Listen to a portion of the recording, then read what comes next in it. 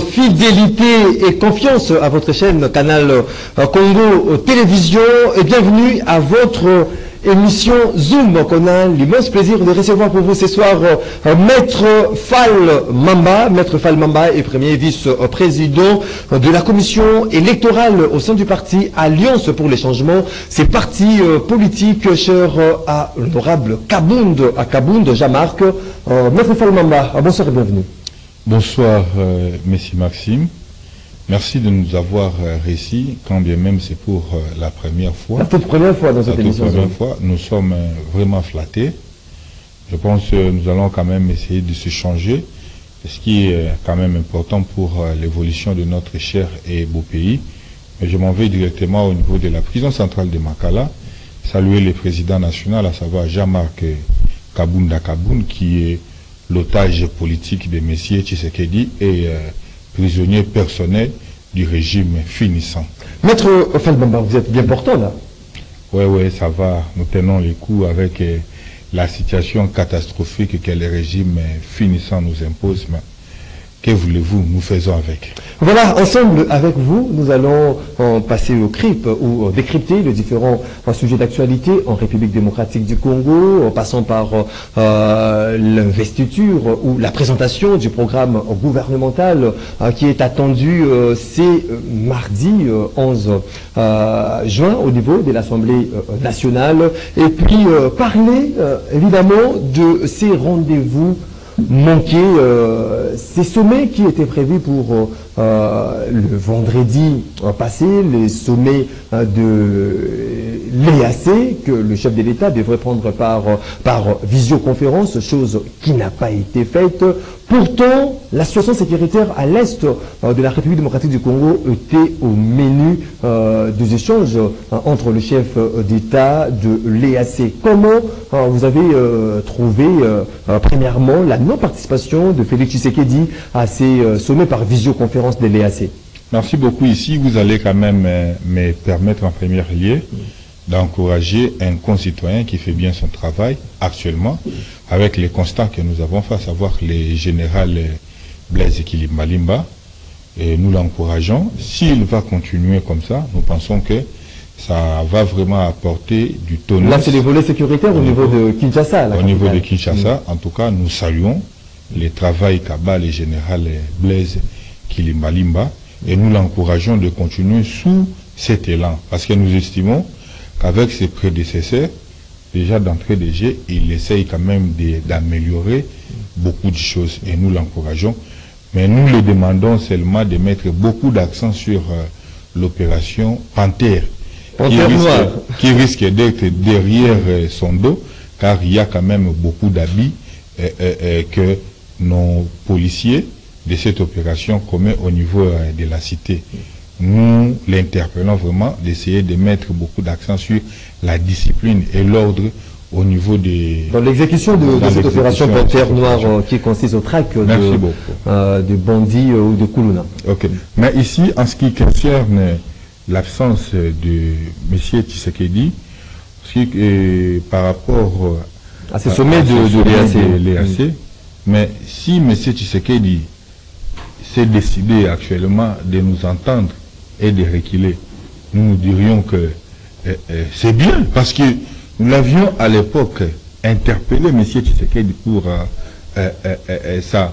Le fait d'accepter que notre cher pays puisse adhérer dans cette organisation. Nous avions estimé que cette organisation n'a rien à apporter à la République démocratique du Congo. Mais par contre, c'est nous qui allions encore perdre. Parce que c'est la plupart de ces pays frontaliers, c'est à eux. Ils ont l'intérêt de bénéficier. Ils ont plusieurs intérêts au niveau de la République démocratique du Congo. Mais par contre, qu'est-ce que nous avons comme intérêt? Est-ce que c'est un geste à saluer ou à applaudir de demain? Non, bon, nous estimons que M. Tshisekedi, d'ici, se décide maintenant de revenir sous le bon élan.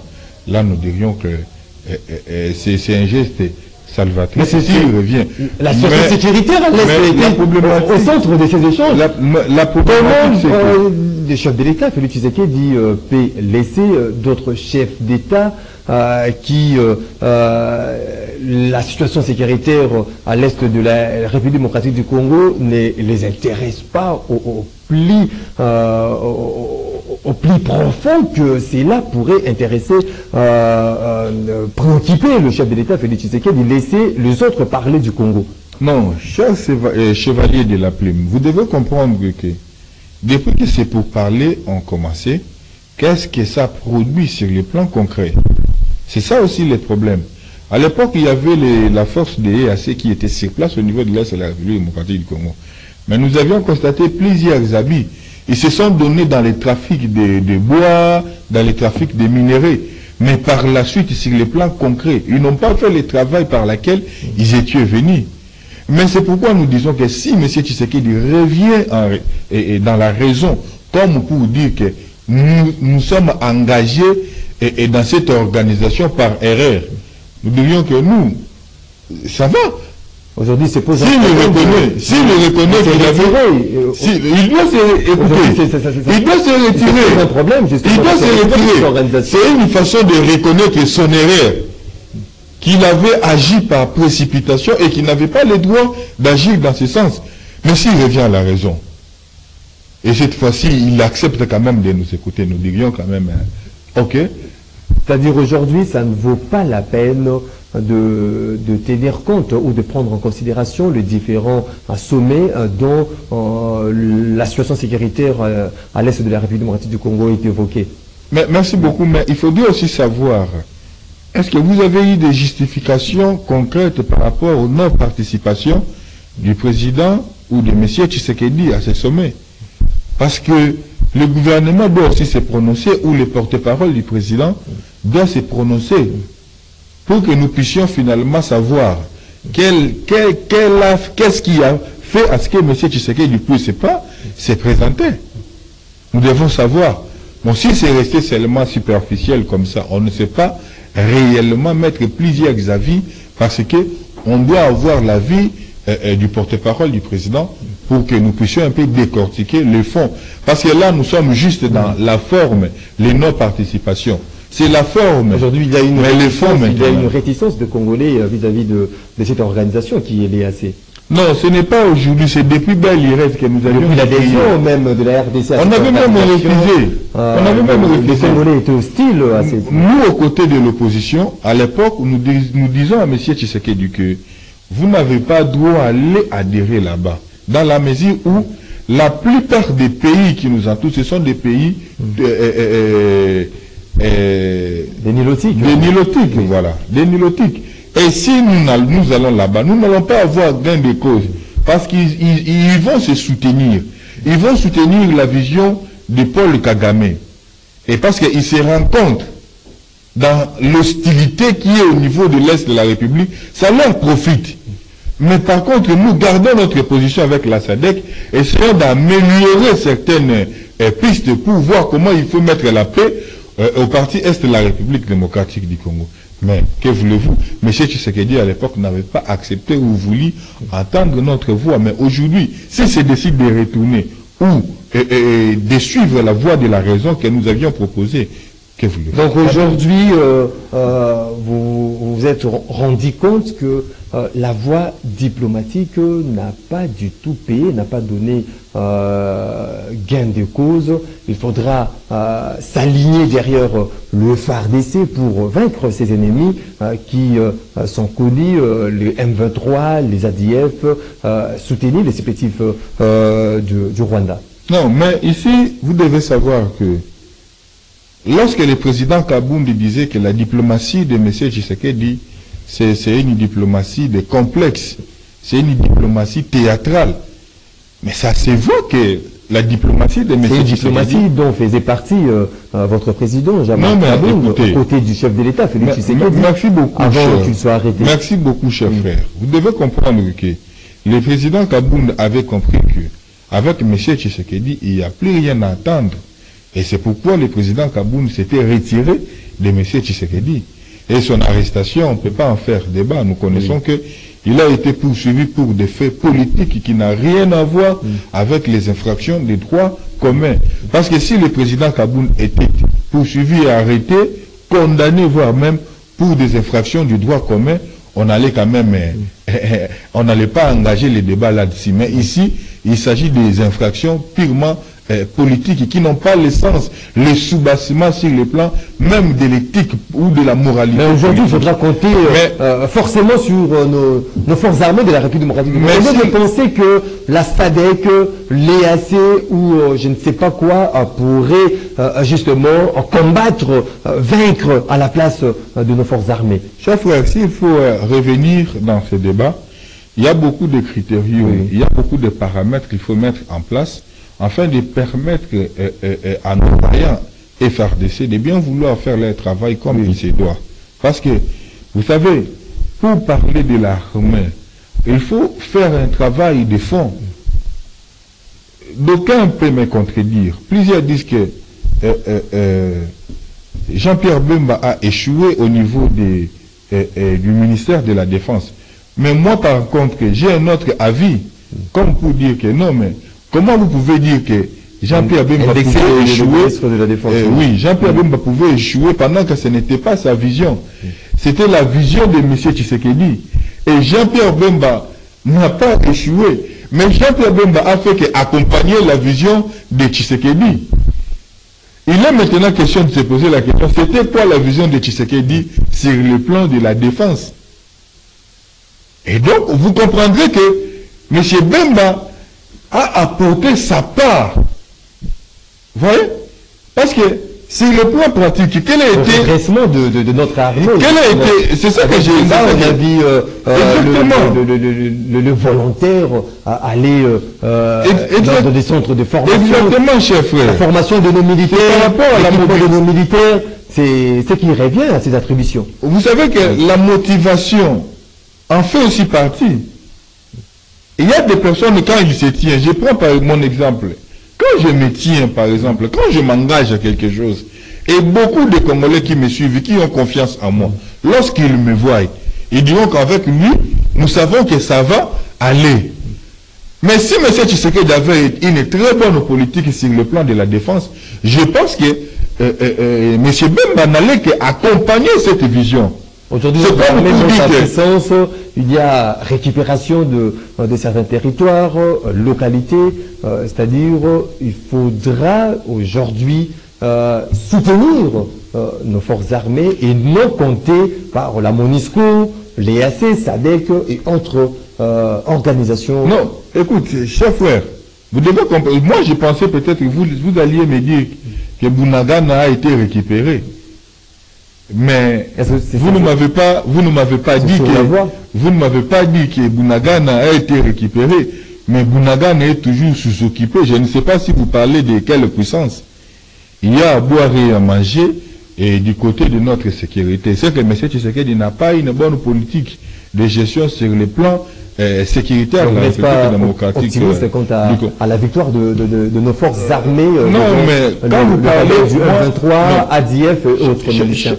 Cher chevalier de la plume, vous devez comprendre que lorsque nous parlons de l'armée, tantôt, je vous ai dit qu'il y a beaucoup de paramètres qu'il fallait mettre en place pour permettre à ce que nos vaillants militaires puissent exercer leurs fonctions, puissent exercer leurs attributions avec excellence, avec élégance. Mais si vous avez une armée où les généraux sont des patrons et que les caporals sont en train de croupir dans la misère, que voulez-vous? Les majors et consorts sont en train de croupir dans la misère. Que voulez-vous? C'est ce que vous appelez une armée qui monte en puissance. Pendant que les vaillants militaires croupissent dans la misère, et leurs enfants, n'en parlons même pas. Pour vous, le traitement de nos militaires ne correspond pas à ce que le gouvernement doit faire pour cette catégorie de personnes. Évidemment, cher frère, c'est-à-dire que la prise en charge devait être intégrale. Lorsque vous dites la montée en puissance, vraiment tous les aspects des choses, C'est-à-dire, vous achetez les équipements pour les militaires. Ils peuvent aussi être très bien rémunérés. Aujourd'hui, se pose un problème en ce qui concerne la rémunération de nos militaires. Ils ne sont pas bien rémunérés. Ils ne sont pas bien pris en charge. Allez visiter seulement les camps. Vous allez comprendre comment vivent nos militaires. C'est ça une montée en puissance. Tout de suite, je m'inscris en faux. En faux. Et je me pointe comme étant porte-parole de nos vaillants militaires. Pour que leurs conditions de vie puissent être améliorées. C'est une obligation. Parce que c'est eux qui sécurisent la nation. C'est eux qui nous sécurisent. C'est eux qui nous prennent, en d'autres termes, en charge en matière sécuritaire. Mais s'ils ne sont pas pris en charge convenablement, que voulez-vous? Avant de parler justement de l'investiture de ce gouvernement, j'ai dit souminois, Maître Falmamba, le gouvernement de la République démocratique du Congo vient de condamner l'incursion en date du 7 juin 2024 des éléments terroristes ADF. C'était dans la localité de Mosala, de Maïli et de Kémé en territoire de Bénin. Nous sommes là dans la province du Nord Kivu. Le gouvernement exprime toute sa compassion aux blessés et les rassure leur détermination à poursuivre sans relâche les opérations des traques de ces terroristes. Est-ce que c'est venu en retard ou bien ça valait la peine aujourd'hui qu'il y ait cette condamnation de la part de notre gouvernement et d'assurer à cette population meurtrie de sa détermination d'être ou de traquer ces rebelles des ADF qui créent terreur et désolation dans certains coins de notre pays? Sur ce point, je vais parapher quelqu'un, un grand politicien de notre pays, à savoir le président Kaboun, qui disait: le pouvoir politique n'a pas pour objectif de pleurnicher, mais de déceler les problèmes et d'en donner des solutions. Mais en ce qui concerne les morts, jusqu'à quand la République démocratique du Congo va continuer à pleurer ces morts? Jusqu'à quand? Est-ce que nous aurions toujours le temps de continuer à pleurnicher, où il faut mettre une solution adéquate ou réciproque pouvant permettre à ce qu'il y ait cet équilibre? Où il le fait, dans le camp de l'ennemi, il sent qu'il y a eu une réaction proportionnelle. Mais si cela n'est pas fait, que voulez-vous? Que nous puissions encourager le message du gouvernement? Ça, c'est de l'irresponsabilité. Et assurer à cette population. Non, l'assurance, c'est... Ne lâche pas. Écoutez, l'assurance, c'est lorsque... ces rebelles du M23 et les ADF. Chers frères, oui. L'assurance, c'est lorsque vous les remettez dans une position de sécurité. C'est ça même l'assurance. Mais lorsqu'ils ne sont pas bien sécurisés, parlerons-nous réellement de l'assurance ou non? Tout de suite, je vous dis que ce n'est pas de l'assurance, parce qu'ils ne sont pas en sécurité. Ils ne sont pas en sécurité. Vous allez me permettre quand même d'enlever mon mounière pour essayer un peu de compatir avec nos compatriotes de l'Est, parce que jusqu'à quand nous allons continuer à pleurer? Nous avons tant pleuré au niveau de l'Est de la République démocratique du Congo. Est-ce que ce sera ainsi jusqu'à quand? Notre armée... Il est plus que temps que M. Tshisekedi prenne conscience qu'il faut mettre les batteries ou des mécanismes adéquats pouvant permettre à ce que nos compatriotes de l'Est soient réellement sécurisés, pas par complaisance. Donc, plus d'une décennie, il faudra que ces tueries prennent fin à l'Est de notre pays et que la population de ces coins retrouve un peu la liberté. Vivre avec toute quiétude. Évidemment. Évidemment. Mais ça veut dire quoi? Ça dit, lorsque vous aviez compris que nous avons tellement promis à nos compatriotes, mais il est temps de passer à une vitesse supérieure, on ne promet plus. Mais nous passons en action. Mais comment vous pouvez avoir à la tête d'un pays tel que le nôtre un président qui continue? Il sait qu'il a tellement promis sans réaliser, mais il continue toujours à promettre. Il est plus que temps que ces peuples puissent se sentir en sécurité. Il ne faut plus aller. Non. On met toujours. Non. Même Jésus. À la fin, vous promettez. Même Même il y a cette volonté de réaliser vos promesses. Non, chers chevaliers de la plume, Oui. vous devez comprendre que même Jésus n'avait pas continué toujours à promettre. Oh, je m'en vais vous préparer une place. C'était une promesse, mais les aveugles avaient recouvert la vie. Les paralytiques, n'en parlons même pas. Mais avec M. Tshisekedi, c'est le contraire. C'est le contraire. Mais que voulez-vous? Tshisekedi, Félix ne réalise pas ses promesses. À 100% de ces promesses, à quelle hauteur les promesses de Félix Tshisekedi ont été réalisées? 0,1%. 0,1%. Oui. Êtes-vous sûr? Très sûr. Voilà, nous allons parler de ces gouvernements tant attendus, ou l'investiture du gouvernement Judith Souminois, Maître Fall Mamba. La chef du gouvernement, Judith Souminois, a déposé son programme de gouvernance. C'était le week-end dernier au niveau de l'Assemblée nationale. Les mêmes week-ends, il a échangé avec les élus nationaux de l'Union sacrée où elle a présenté une petite esquisse de son programme gouvernemental basé ou axé sur 6 axes qui nous réfèrent, qui corroborent avec les 6 axes présentés par le chef de l'État Félix Tshisekedi lors de sa prestation des serments. Un programme gouvernemental chiffré à 90 milliards de dollars américains. C'est un programme quinquennal. Judith Souminois à Toulouka dit consolider les acquis du premier mandat du chef de l'État et parachever le projet ou mettre le pays vers la voie du développement socio-économique.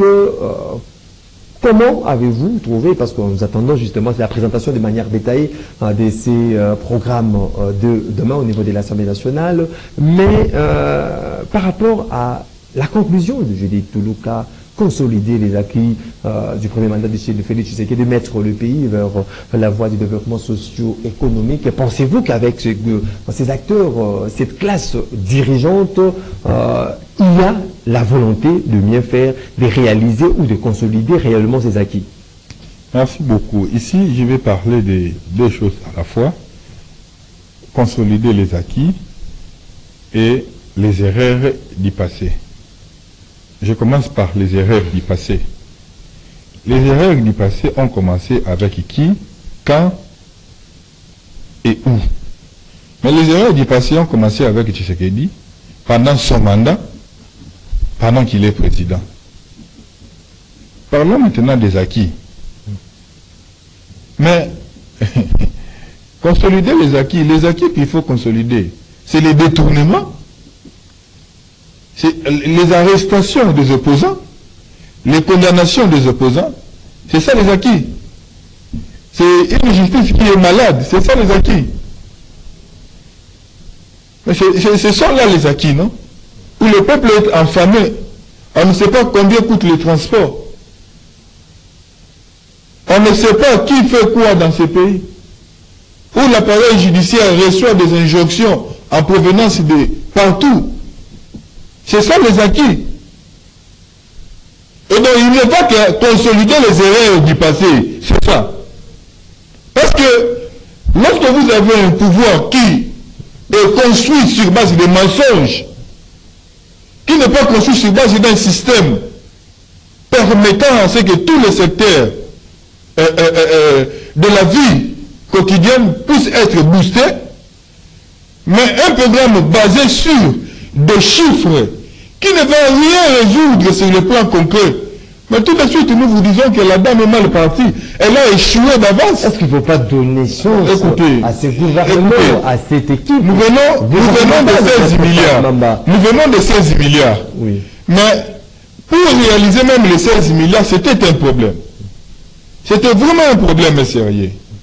Je vous dis qu'ici, on nous disait que les régies financières ont dégénéré énormément de recettes. Mais nous tenons à vous informer que à la DGI, ils ont fait plus de 4 mois d'impayement. DGA de même. Là, vous dites... écoutez, cher frère. Si vous non, ce sont des exemples. Mais non, je vous dis... Écoutez, mais vous êtes journaliste d'investigation. Il n'y a Je pas de vous preuve donne, à la écoutez, DGI, vous êtes journaliste, à la DGRAS. vous êtes journaliste d'investigation. Je vous donne l'information. Allez investiguer, allez chercher, et vous allez voir ce que je vous dis si je mens. Mais maintenant, sur le vécu de la population, comment est-ce que la population a senti cela? Les 16 millions d'abord, la population ne s'est pas retrouvée. La population s'est sentie abandonnée.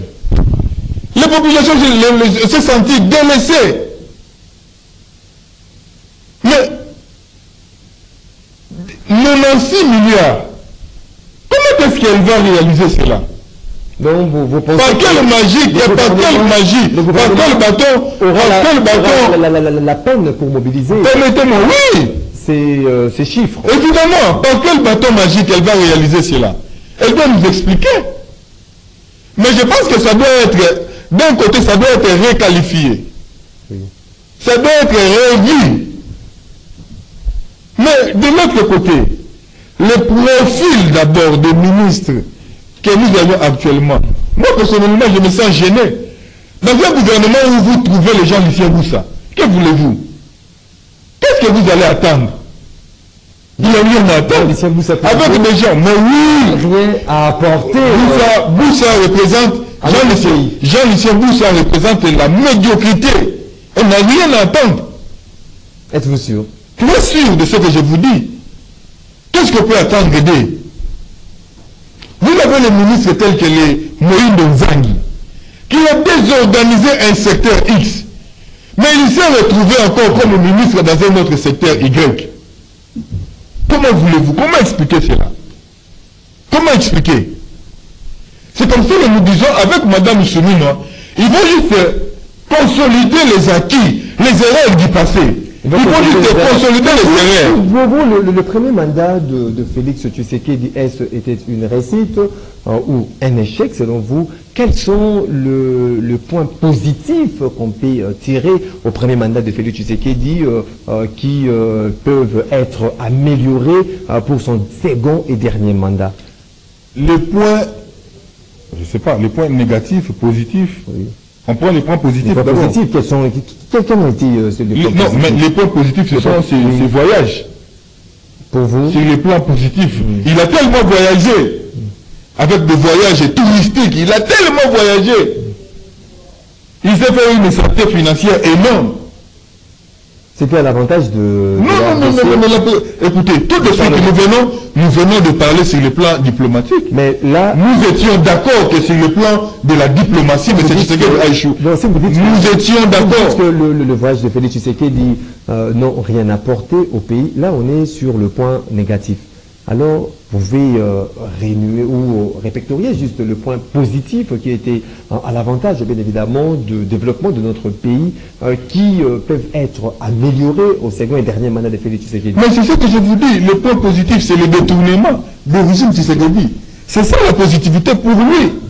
Le détournement des deniers publics, les voyages touristiques. La nation, Mais c'est ce que j'ai dit, c'est-à-dire que M. Tshisekedi n'a rien à apporter dans ces pays.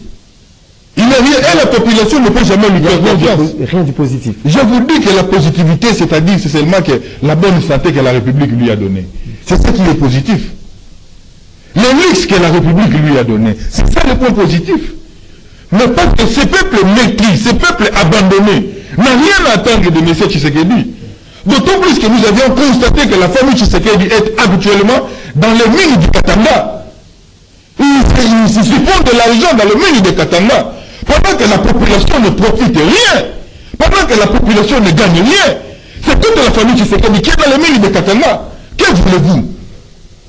Et vous voulez que nous puissions attendre quoi de M. Tshisekedi? Il faut avoir des preuves. Écoutez, monsieur, vous savez, j'avais une fois de plus... Des affirmations gratuites. Non, écoutez, je vais une fois de plus parapher le président Kaboul. Il dit, la politique a pour rôle de donner des solutions. De donner des solutions à des problèmes que rencontrent les populations. Mais lorsque la politique n'arrive pas à donner des solutions à des problèmes qui environnent la population, Ce n'est plus de la politique, c'est de l'opportunisme.